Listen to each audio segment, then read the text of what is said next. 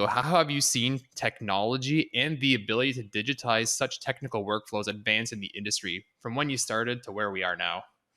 Yeah, I think the biggest thing that we're seeing change in is more people are wanting to see work act in a way of how they live. If I'm at home and I'm embracing my phone to answer the questions that I have on solving a problem. I'll give you an example, right? 10, 15 years ago, if you wanted to replace an alternator on a car, you picked up a Haynes book from AutoZone and you opened up the appendix to figure out how I'm going to replace a component. Well, now if you want to do it, you're going to go on YouTube or you're going to go on an app or you're going to go on a device and they're going to walk you through visually how to change that. We learn a much better visually through video than we do just a couple black and white photos through a bunch of lines of description.